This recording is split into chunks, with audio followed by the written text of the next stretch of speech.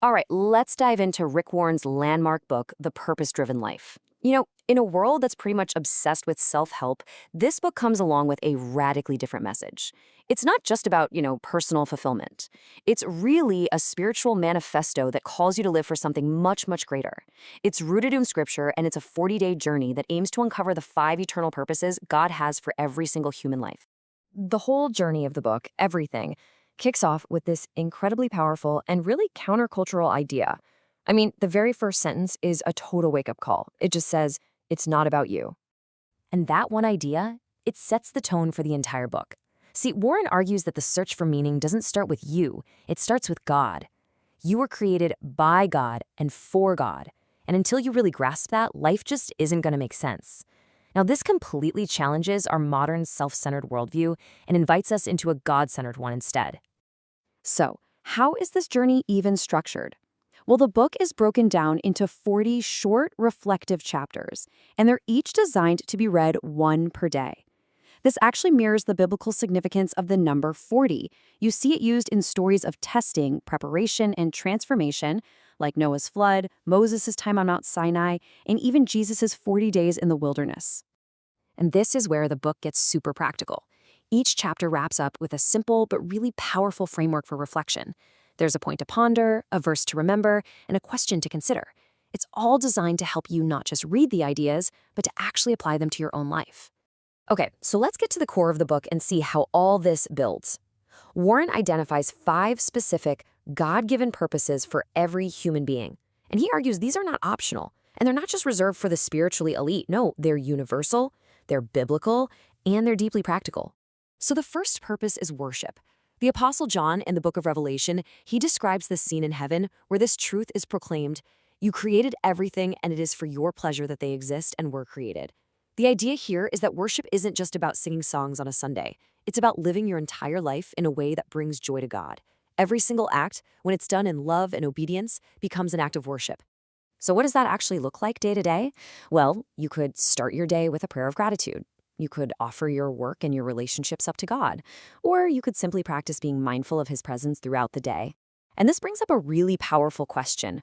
What everyday activities can you turn into acts of worship? All right, this second purpose is fellowship. In a letter to the early church in Ephesus, the Apostle Paul wrote, "You are members of God's very own family, and you belong in God's household with every other Christian." This highlights such a crucial truth. God created us for community. Real fellowship is all about authenticity, accountability, and mutual support. It's about doing life together. And the application here is just as practical. The book really encourages you to join a small group, to practice hospitality, and to work towards reconciliation in any broken relationships. This leads to a really challenging question.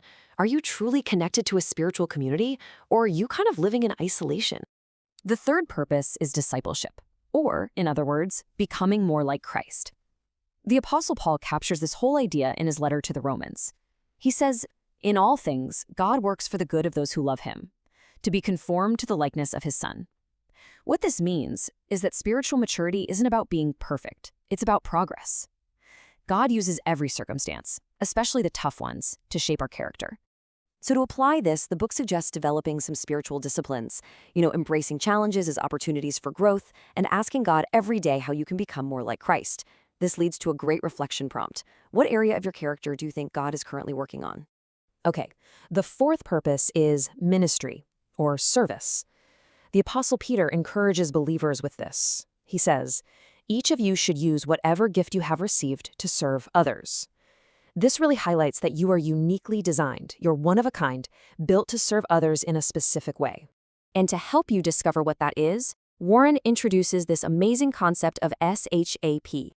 It's an acronym that stands for your spiritual gifts, your heart or passions, your natural abilities, your personality, and your unique experiences.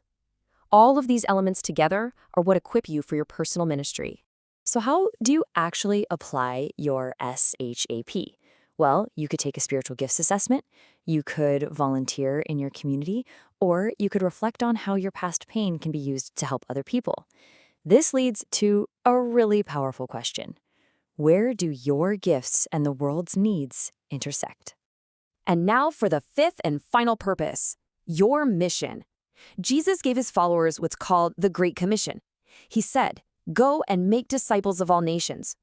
What this means is that your life has a global purpose. You're called to share the good news not just with your words, but with your entire life. Some real-life applications here could be sharing your story with someone, supporting missions work, or simply living in a way that just reflects God's grace. And this brings us to a very direct question. Who in your life needs to experience God's love through you? So those are the 5 core purposes, but Warren doesn't just stop there. He weaves several other powerful themes throughout the book that really tie everything together.